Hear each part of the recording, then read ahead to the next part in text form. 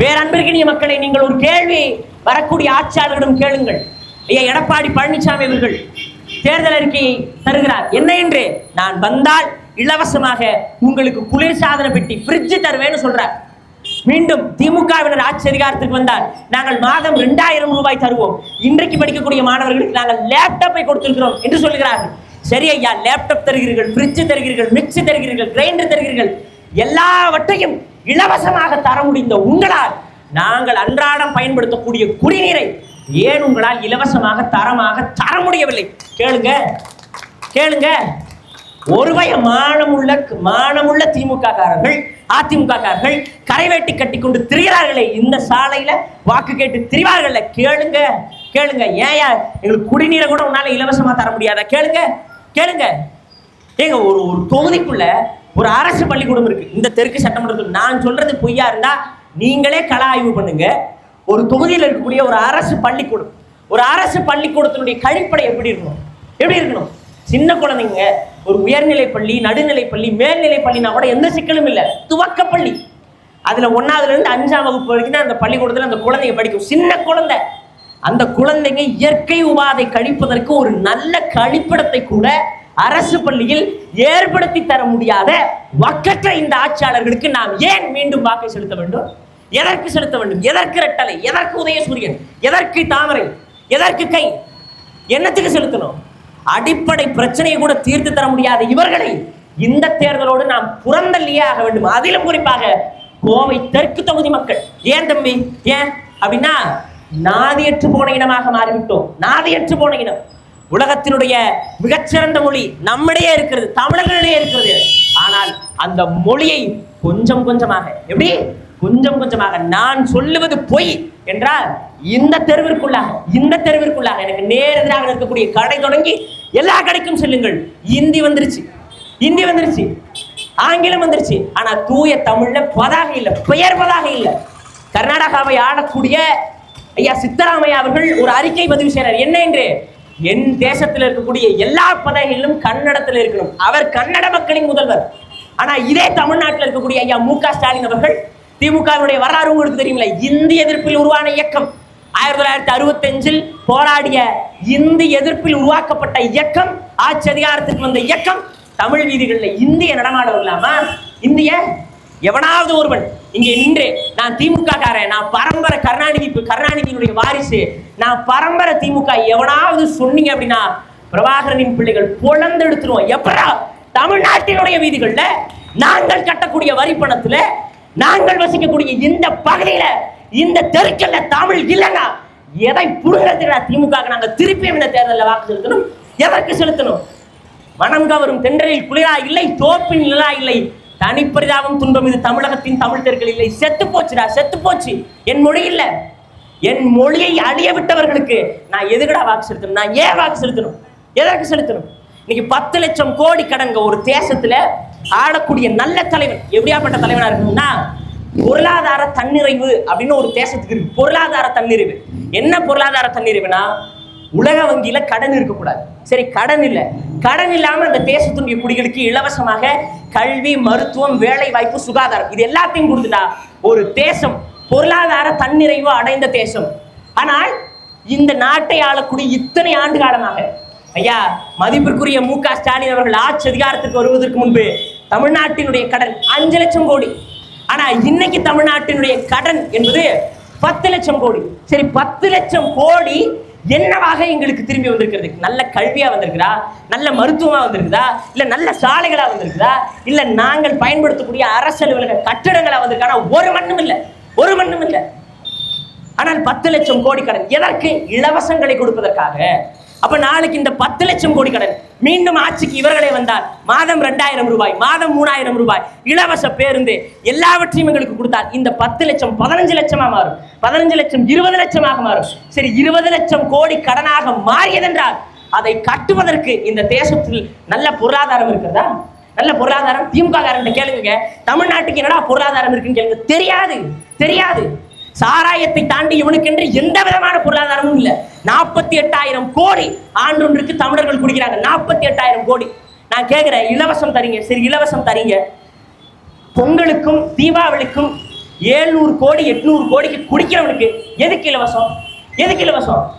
800 கோடி கொடுத்து குடிக்கிறவனுக்கு எதுக்கு இலவசம்? 48,000 கோடியை வெறும் சாராய பொருளாதாரத்தில் மட்டுமே ஈட்டக்கூடிய ஒரு அரசு எப்படி நல்ல அரசாக இருக்க முடியும்? எப்படி இருக்க முடியும்? அப்ப நாளைக்கு அந்த கடன் எங்க தலையில வந்து விடும்? எப்படி வந்து விடும்? வரியா வந்து விடும். சொத்து வரி, சாலை வரி, மின்சார வரி எல்லாமே வந்து வரியாக வந்து விழுந்துருச்சு அப்படின்னா ஒண்ணுமே பண்ண முடியும். ஒண்ணுமே பண்ண முடியும். அண்டையில நான் பெரிய உதாரணம்லாம் போல நம்மளோட பக்கத்து நாடு அரசினுடைய கஜானா திவாலாகி போச்சு அதிக கடனால. அந்த மக்கள் ஒரு ஆப்பிள் பழம் வாங்கி சாப்பிடுவதற்கு 600 ரூபாய் கொடுத்தாங்க. உங்களால் நம்ப முடிகிறதா? 600 ரூபாய் கொடுத்து ஒரு ஆப்பிள் பழம் வாங்கி சாப்பிடுறதுக்கு நம்மகிட்ட தெம்பு இருக்கா? அப்ப இந்த கடனை யார் அடைப்பா? மாண்புமிகு ஐயா எடப்பாடி பழனிசாமி அடைப்பாரு அப்படின்னு நீங்க நம்புறீங்கன்னா சத்தியமா இல்ல. அவர் இன்னும் 5 லட்சம் கோடி கடன் வாங்க. சரி, விஜய் வந்து கடன் அடைப்பாரா? தெரியவே தெரியாது. அவரும் வந்து இன்னும் 5 லட்சம் கோடி கடனாக மாற்றுவார். அப்ப கடன் வாங்கி எந்த விதமான பொருளாதார தன்னிறைவும் அடையாத இந்த ஆட்சியாளர்களுக்கு நான் ஏன் வாக்கை செலுத்த வேண்டும்? கேளுங்க, பகுப்பாய்வு பண்ணுங்க. வரக்கூடிய அதிமுக அம்மா குனிஞ்சிருவான், இப்படி குட்ட குனிஞ்சு அம்மா ஓட்டு போட்டுருங்கம்மா. நல்லா நடிப்பான். நடிச்சு நீங்க டீ கடை வச்சிருக்கீங்களா, வந்து டீ ஆத்தி கொடுப்பான். தோசை கடை வச்சிருக்கீங்களா, தோசை மாவு எடுத்து அப்படியே ஊத்துவான். பொரோட்டா கடை வச்சிருக்கீங்களா, பொரோட்டா போடுவான். நல்லா நடிப்பான். நடிக்கக்கூடியவர்களிடம் நீங்கள் சட்டையை பிடித்து கேளுங்கள், ஏண்டா நீ இதுக்கு முன்னாடி வந்தப்ப இதெல்லாம் செய்யல, சரி இனி வந்தா செய்வோம்னு சொல்றவங்க இதற்கு முன் வந்த போது ஏன் செய்யல என்கின்ற தார்மீகமான கேள்வியை கேளுங்கள். காரணம், அவர்களை அதிகாரப்படுத்தியவர்கள் நாம் தான். நாம ஓட்டு போடணும்னா மு.க. ஸ்டாலின் அவர்களால் முதலமைச்சராக இருக்க முடியாது. நாம வாக்கு செலுத்தனா வானதி சீனிவாசன் சட்டமன்ற உறுப்பினர் இல்ல. நாம வாக்கு செலுத்தனா திமுகவுடைய எந்த அமைச்சரும் அமைச்சர் இல்ல. அப்படி என்றால் இவர்கள் அமைச்சராக இருப்பதற்கும் இவர்கள் சட்டமன்ற உறுப்பினராக இருப்பதற்கும் வார்டு கவுன்சிலராக இருப்பதற்கும் வாக்கு செலுத்தியவர்கள் நாம் சட்டையை பிடிச்சு கேட்கணும். எனக்கு என்ன செஞ்சிருக்கேன், இந்த தொகுதிக்கு என்ன செஞ்சிருக்கேன் என்று கேட்கணும். கேட்டால்தான் இங்க ஒரு மாற்றம் வரும். இங்க நிக்கிறார்ல, எங்க சட்டமன்ற வேட்பாளராக இந்த தொகுதியில் நிக்கிறார்ல, ஒரு ஓப்பன் டிபேட், பொது விவாதம். ஏற்கனவே விவாதத்துல வந்து நாங்க துப்பி போட்ட எச்செல்லாம் அழுதுட்டு போயிருச்சு. அப்படியாப்பட்ட ஒரு பொது விவாதம் வச்சுக்கோ. தெற்கு சட்டமன்ற தொகுதிக்கு வேட்பாளராக இப்ப அம்மன் கே அர்ஜுனன் நிக்க போறாரு. அடுத்து திமுக யாருக்காச்சும் கொடுப்பாங்க வச்சுக்கோ. பொது விவாதம், கோவை தெற்குல என்ன பிரச்சனை இருக்கு, என்ன மக்கள் சிக்கல் இருக்கு. எங்கள் வேட்பாளர் துண்டு சீட்டை கூட பார்க்க மாட்டாருங்க. அவன் பேப்பர் எல்லாமே மக்கள் பிரச்சனை அவனுக்கு தெரியாது. யார் மக்கள் பிரச்சனையை அறிந்த பிள்ளைகளாக இந்த களத்தில் இருக்கிறார்கள் என்பதை அறிவார்ந்த பெருமக்கள் சிந்திச்சு பார்க்கணும். இந்த தெற்கு சட்டமன்ற தொகுதியில நகர் மண்டபம்னு ஒரு பகுதி. நகர் மண்டபம்னா என்னன்னு உங்களுக்கு தெரியாது, டவுன் ஹால். ஏன்னா அதையும் ஆங்கிலமா மாற்றி வச்சிட்டோம்ல. அந்த டவுன் ஹால் பகுதிக்குள்ள நாம இன்னைக்கு போறோம். ஒரு பெரிய பொருளாதார பலம் வாய்ந்த பகுதி அது. நிறைய கடைகள், நிறைய பாத்திர கடை தொடங்கி, அதுக்கப்புறம் வந்து பாத்திர கடை தொடங்கி நிறைய உற்பத்தி பொருட்கள் எல்லாமே விற்பனை செய்யப்படக்கூடிய அந்த நகர் மண்டபத்துக்குள்ள உள்ள போய் பார்த்தா ஒரு தமிழ்நாட்டு முதலாளிகள் அந்த கடையில இல்லை. இது சத்தியமான உண்மை. ஒரு தமிழ்நாட்டு முதலாளிகள் இல்லை. மார்வாடி தான் இருக்கிறான், வடவர்கள் இருக்கிறார்கள். இன்னர் லைன் பர்மிட்னு ஒன்று இருக்குல்ல, நாம் தமிழர் கட்சி வடவர்களுக்கு எதிராச்சா? நீங்க என்னமோ தமிழ் தேசியன்னு பேசிட்டு ஒத்துமொத்த இந்திக்காரன் இல்ல. இந்திக்காரர்கள் இங்கே வருவதால என்ன சிக்கல்? என் மொழி அடையாளம் செத்து போச்சு, என் இட அடையாளம் செத்து போச்சு, என் தேசிய அடையாளம் செத்து போச்சு, என்னுடைய பொருளாதாரம் செத்து போச்சு. ஒரு காலத்தில் தமிழ் முதலாளிகளை பிரசவித்துக் கொண்டிருந்த மண் இந்த கோவை தெற்கு சட்டமன்ற தொகுதி. அப்படி தமிழ் பெரும் முதலாளிகள் நிறைந்த இந்த மண்ணில் இன்றைக்கு இந்திக்காரர்கள் ஊடுருவீர்கள். நான் சொல்றது போய்னா நடந்து போற 10 பேர்ல 9 பேர் இந்திக்காரர், ஒரு ஆள் தான் தமிழர். அப்ப இந்திக்காரர்களை வேணும்னே வர வச்சு 1.5 கோடி இந்திக்காரர்கள் தமிழ்நாட்டுக்குள்ள வந்துட்டாங்க. நான் சொல்றது போய் அப்படின்னா பக்கத்தில் இருக்கிற திருப்பூருக்கு போய் பாருங்க. தமிழ்நாட்டினுடைய இன்னொரு வடவர் மாவட்டம் அது திருப்பூர். எங்க போனாலும் அங்கே வடவர்கள் தான் இருப்பார்கள். இன்றைக்கு கோவையும் அதே போல வடவர்களினுடைய கட்டுப்பாடுகள் வந்துச்சு, மார்வாடியுடைய கட்டுப்பாடுகள் வந்துச்சு. நான் வர்றப்போ ஒரு கடை பார்த்தேன். இந்த வர வழியில இந்த தெருவில் தான் ஒரு கடை பார்த்தேன். ஒரு கடையில ஒரு பெயர் பலகை இந்தியில எழுதியிருக்கு. என்னடா இந்தியில எழுதிருக்குன்னு பார்த்தா கீழே பார்த்தா ஏன் ஓட்டு அண்ணாமலைக்குன்னு போட்டிருக்குங்க. அவனுக்கு இங்க உள்ள நில அரசியல் தெரியாது. இங்க சத்தியமா சொல்லணும், அவனுக்கு திமுக தெரியாது, அதிமுக தெரியாது, நாம் தமிழர் தெரியாது, தாவேகா தெரியாது. அவனுக்கு தெரிந்த ஒரே கட்சி பிஜேபி ஆளக்கூடிய மாநிலங்கள் இருந்தால் வடவர்கள் இங்கே இறக்குமதி செய்யப்படுகிறார்கள். அப்ப அவனுக்கு தெரிஞ்ச ஒரே கட்சி பிஜேபி. நாளைக்கு அவன் கையில வாக்குரிமை போது பிஜேபியை தவிர்த்து இங்க எந்த கட்சியால வர முடியும்? அப்ப இதை நாம சிந்திச்சு பார்க்க வேண்டாம். அடிப்படை உரிமை போதுங்க. இங்க தமிழர்களுக்கு சொந்த வீடு இல்லை, ஆனால் வடவர்களுக்கு சொந்த வீடு இருக்கு. இங்க தமிழர்கள் வாடகை வீட்டுல உட்கார்ந்து கால் நீட்டுக்கு கூட இடமில்லாமல் வாடகை வீட்டுல இருக்கிறப்ப கூட மார்வாடி இங்கே சொகுசாக வாழ்கிறான் என்றால் என்னுடைய பொருளாதாரம் என்னவா போச்சு? இதே போல ஒரு தமிழன் ஒரு பெரும் முதலாளியாக மும்பையிலேயோ மகாராஷ்டிராவிலோ பீகாரிலோ போய் மாறிவிட முடியுமா? பக்கத்துல கேரளாவில் போனா கூட நீங்க ஒரு பொட்டு கடை வச்சா கூட கேள்வி கேட்பான். நீங்க அங்க போய் தமிழை வச்சா ஏன் தமிழ்ல பதாகை வைக்கிறேன்னு கேட்பான். ஆனா இங்க இந்திக்காரன் வந்துட்டு ஆத்தாஹே மாத்தாஹே பாத்தாஹே நம்மளாம் போய் அவன்கிட்ட இந்தியில பேசுவோம். தமிழ்நாட்டிற்கு வரக்கூடிய எந்த இந்திக்காரனும் தமிழ் கத்துட்டு வரதில்ல. ஆனா அவன்கிட்ட பேசுறதுக்கு நாம இந்தி கத்துக்கிறோம். இது எவ்வளவு பெரிய கேவலமானது. மானம் இழந்து போயிட்டோமா தமிழர்கள்? மானம் இழந்து அப்ப என்ன பண்ணும்? இன்னர் லைன் பர்மிட்னு ஒன்று கொண்டு வா. இங்க இருக்கக்கூடிய வடவர்களினுடைய எண்ணிக்கை அதிகமாக இருக்கா? துரத்து. வேண்டாம், தேவைக்கு வேணும். இங்க தேவை இருக்கா? வடவர்களின் வடக்கு தொழிலாளர்களுடைய தேவை இருக்கா? இருக்கு. தேவைக்கேற்ப ஆட்களை போடு. திணிக்காத, இங்க திணிக்காத. நாங்கள் இன்றைக்கும் சொல்லுகிறோம், சத்தியமிட்டு சொல்லுகிறோம், இந்தியை திணித்தார்கள், விரட்டி விரட்டி அடித்தோம் தமிழர்கள். இன்றைக்கு இந்திக்காரனே திணிக்கிறான். விரட்டி அடிப்பதற்கு காலமும் நேரமும் எங்களுக்கு வரும். ஆனால் நாங்கள் அதை செய்ய போவதில்லை. தார்மீகமாக பேரன்போடு உரிமையோடு கேட்டுக்கொள்கிறோம். இந்த ஆட்சியாளர்கள் இந்த வடக்கு தொழிலாளர்கள் இந்த வடவர்களினுடைய தொழிலாளர் முறையை சீர்படுத்தணும். இந்த கோவையில முழுக்க முழுக்க நிறைந்த தமிழ் முதலாளிகள் திரும்பியும் மேலும் கொள்வோம். குறிப்பா சொன்னோம்னா இங்க வந்து ஆசாரி தொழில், நகை செய்யக்கூடிய தொழில் வந்து மிக முக்கியமான தொழில் இந்த கோவையில.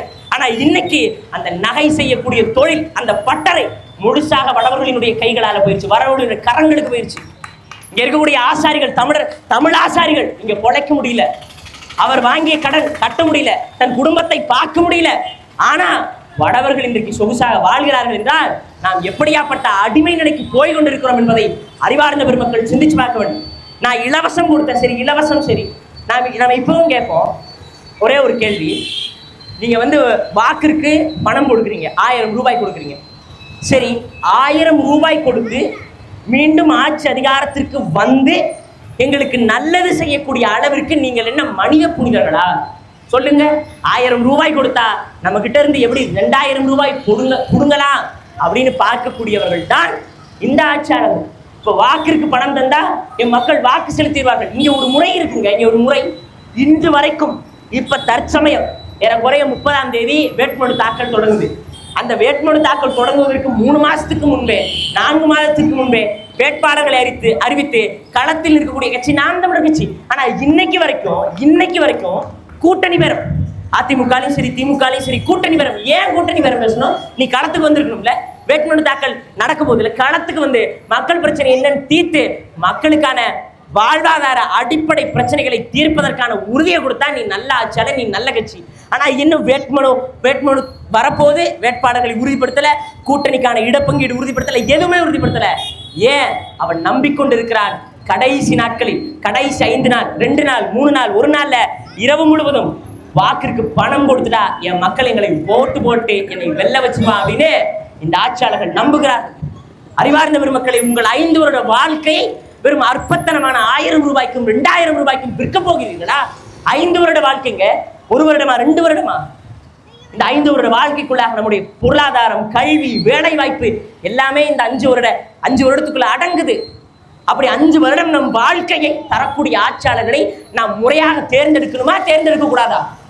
சிந்திச்சு பாருங்க. நாங்கள் ஆட்சி அதிகாரத்திற்கு வந்தால் கார் தருவோமா? கிடையாது. நாங்கள் ஆட்சி அதிகாரத்திற்கு வந்தா ஃப்ரிட்ஜ் தருவோமா? கிடையாது. நாங்கள் ஆட்சி அதிகாரத்திற்கு வந்தா உங்களுக்கு மாசம் 1000 ரூபாய் தரமாட்டோம். நாங்கள் ஆட்சி அதிகாரத்திற்கு வந்தா உங்களுக்கு இலவசமாக பேருந்து பயணம் தரமாட்டோம். ஆனால் என்ன தருவோம்? நல்ல கல்வியை தருவோம், நல்ல மருத்துவத்தை தருவோம். அதை கொண்டு வாழக்கூடிய பெருமை மிக்க வாழ்வை என் மக்களுக்கு ஏற்படுத்தி தரும். இதான் எங்களுடைய உயர்ந்த தொலைநோக்கு திட்டம்.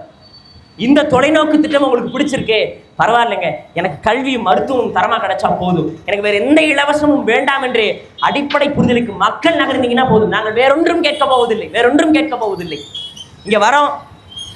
நாம் தமிழர் கட்சி என்பது உண்மையிலேயே மாற்றம் என்று நிற்கக்கூடிய தளத்தில் இதுவரைக்கும் உண்மையா நின்றுருக்கு. ஏன்னா நாங்க நினைச்சிருந்தா, நாம் தமிழர் கட்சி நினைச்சிருந்தா, இங்க ஓட்டு போட்டீங்கல்ல ஒரு கோமாளி கமலஹாசன் அப்படின்ற ஒரு கோமாளி, 55,000 வாக்கு. அந்த கமலஹாசன் என்கின்ற கோமாளி இன்னைக்கு அறிவாலயத்தில் போய் தன்னுடைய கட்சியை அடகு வச்சுட்டு, நான் தேர்தல் எல்லாம் போட்டி போட மாட்டேன். ஏன் போட்டி போட மாட்டேன்? கீழே 10 பக்கம் எழுதியிருக்காரு, ஒண்ணுமே புரியல. அப்புறம் தான் கமலஹாசனுக்கு வாக்கு செலுத்தி இந்த கோவை தெற்கு சட்டமன்ற தொகுதியை சார்ந்த மக்கள் எவ்வளவு அப்பாவியாக இருந்திருக்கிறார்கள் என்று எனக்கு புரிஞ்சிச்சு. ஏன்னா உண்மையிலேயே இந்த தெற்கு சட்டமன்ற தொகுதி மக்களுக்கு ஒரு மாற்றம் தேவைப்பட்டுச்சு. அதை நம்பி கமலஹாசனுக்கு வாக்கு செலுத்துறீங்க. இன்னைக்கு கமலஹாசன் போய் திமுக தன்னுடைய கட்சியை அடகு வச்சுட்டாரு. அப்ப மாற்றத்தை விரும்பக்கூடிய இந்த கோவை தெற்கு தொகுதி மக்கள் மாற்றம் என்கின்ற தளத்தில் உறுதியாக நிற்கக்கூடிய நான் தமிழர் கட்சிக்கு வரக்கூடிய 2026 சட்டமன்ற தேர்தலில் விவசாய சின்னத்தில் வாக்குகளை செலுத்துறீங்கன்னா உண்மையிலேயே இந்த தொகுதியை தமிழ்நாட்டினுடைய தரம் வாய்ந்த தொகுதிகளாக ஒன்றாக நாம் தமிழர் கட்சியுடைய பிள்ளைகள் மாற்றி அமைப்போம். எப்படி சொல்றீங்க அப்படின்னு நீங்க கேட்கலாம். ஒரு காலம் இருந்தது. என்ன காலம் தெரியுமா? அரசியலுக்கு வரணும் குறைந்தபட்ச தகுதி அப்படின்னா 50 வயசு முழுமையடைஞ்சிருக்கணும். இந்த படம் நடிச்சு ஊழல் லஞ்சத்தை தனக்குள்ளாக ஊறி பெருக்கெடுத்த அயோக்கியர்களும் ஊழல்வாதிகளும் நிறைந்த அரசியல் களம் என்று ஒரு களம் இருந்துச்சு. 60 வயசு ஆளா வா உனக்கு எம்எல்ஏ சீட்டு, உனக்கு வார்டு கவுன்சிலருக்கு நான் சீட்டு தரேன் என்று ஒரு காலம் இருந்தது. ஆனால் நாம் தமிழர் கட்சி என்கின்ற ஒரு கட்சி வந்த பிறகுதான் படித்த பட்டதாரிகள் தேர்தல் களத்தில் நின்றார்கள். காரணம், என்னுடைய படிப்பு என் வீட்டை மாற்றி அமைக்கும் என்று நான் நம்பினேன். ஆனால் என் தேசத்தை முதலில் நான் மாற்றி அமைக்க வேண்டும் என்கின்ற ஆகப்பெரும் புரிதலோடு படித்த பட்டதாரிகள் இந்த களத்தில் இருக்கிறார்கள்.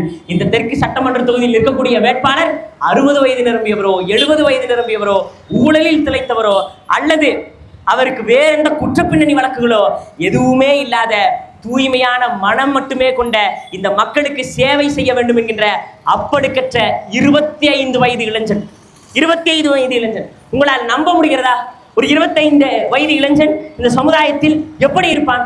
ஒன்னே கூத்தாடி பின்னாடி சுத்திட்டு இருப்பான். இல்லையா, நமக்கு எதுக்குங்க அந்த வம்பு, நான் என் குடும்பத்தை பார்க்கிறேன், நான் படிச்ச படிப்புக்கு வேலை தேடிட்டு என் குடும்பத்தை பார்க்கணும் என்று நினைக்கக்கூடிய இளைஞர்களுக்கு மத்தியில் என் தேசத்தின் குடிகளுக்கு நான் சேவை செய்ய வேண்டும் என சொல்லி 6 மாதங்களாக இந்த தேர்தல்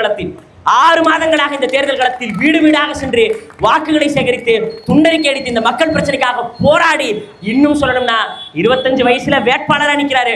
17 வயதுல வழக்கு வாங்கினார். என்ன வழக்கு? போக்சோ வழக்கா? கிடையாது, மக்களுக்காக போராடிய வழக்கு. இங்க திமுக வாங்குவாங்க வழக்கு, வெட்டுக்குத்து வழக்கு, கஞ்சா வழக்கு. ஆனா நாம் தமிழர் கட்சி பிள்ளைகள் மட்டும்தான் மக்களுக்காக போராடி சிறை சென்றிருக்கணும். அப்படி 17 வயதில் சிறை சென்றார். சரி, சிறைக்கு போயிட்டாரு. சிறைக்கு போனா மக்களுக்கு ஓட்டு போட்டுருமா? இல்லை, எல்லா மக்கள் பிரச்சனைக்காகவும் போராடி களத்தில் நின்றுகிறார். இன்றைக்கு கோவையினுடைய மிக முக்கியமான அடையாளம் இந்த மருதமலை முருகன் கோவிலை சொல்லுவோம். இன்னைக்கு அந்த மருதமலை முருகன் கோவிலில் தமிழில் குடமுழக்கு நடத்தப்பட்டிருக்கிறது என்றால் அதற்காக களத்தில் நின்று போராடிய ஒரு பெருமகன் இந்த கோவை தெற்கு சட்டமன்ற தொகுதியில் நாம் தமிழர் கட்சியின் வேட்பாளராக நிறுத்தப்பட்டிருக்கிறார். ஒரு பெரும் கனவு கொண்டு நிற்கிறோம், ஒரு பெரும் ஆற்றல் கொண்டு நிற்கிறோம், ஒரு பெரும் நம்பிக்கை கொண்டு நிற்கிறோம். அந்த இளைஞரிடம் என்ன இருக்கிறது? பணம் இருக்கிறதா? உங்களிடத்தில் கொடுப்பதற்கு பணம் இருக்கிறதா? இல்லை. ஆனால் நல்ல கொள்கை இருக்கிறது, தத்துவம் இருக்கிறது. அதையும் தாண்டி மக்கள் பிரச்சனைக்கான தீர்வு இருக்கிறது. அந்த இளைஞரை நீங்கள் வெல்ல வைக்க வேண்டும்.